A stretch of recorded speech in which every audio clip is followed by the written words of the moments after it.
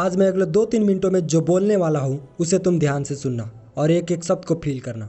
तुम कहते हो ना पढ़ने का मन नहीं करता, आज से तुम्हें पढ़ने का मन करेगा। तुम पढ़ने के लिए तड़प उठोगे, तुम्हारा खून पढ़ने के लिए खौल उठेगा। बस इस वीडियो को बीच में छोड़कर मत जाना।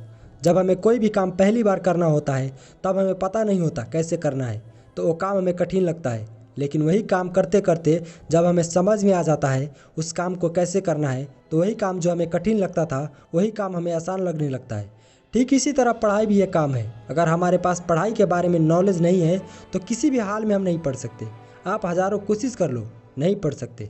हम वही पढ़ते हैं जो हमें समझ में आता है। जैसे आपको केमिस्ट्री आती है तो आप 8-8 घंटे केमिस्ट्री पढ़ते हो और मैथ को देखते ही आपके सर में दर्द होने लगता है। लेकिन ऐसे कैसे चलेगा यार? आपको अगर पढ़ना ही है तो मन लगा कर पढ़ो। देखिए, ना पढ़ने का 2 ही रीज़न होता है। एक तो आप पढ़ना नहीं चाहते और दूसरा रीज़न आप पढ़ना तो चाहते हैं लेकिन आपको समझ में नहीं आ रहा। आज मैं आपको बताऊंगा आपको कैसे पढ़ना है। सबसे पहले उन सारी बुक्स को एक साथ रख लो जिन्हें आपको पढ़ना है। अब उसमें से कुछ ऐसी बुक्स चूज करो जो आपको समझ में आता हो, पढ़ने में मन लगता हो, जिसे आप पढ़ने बैठो तो आपका दिल खुश हो जाए, पढ़ते पढ़ते समय का पता ना चले। तो सबसे पहले आपको उसे पढ़ना है। तब आपको उसे पढ़ना है जो आपको समझ नहीं आता है। उस किताब को लेना है और ध्यान से उसे पढ़ना है। उसे हर हाल में समझने की कोशिश करना है। तुम्हारे लिए समझना ही पढ़ना है। इतना ध्यान से पढ़ो कि जो चीज़ तुम्हें समझ नहीं आया था वो तुम्हें समझ में आने लगे।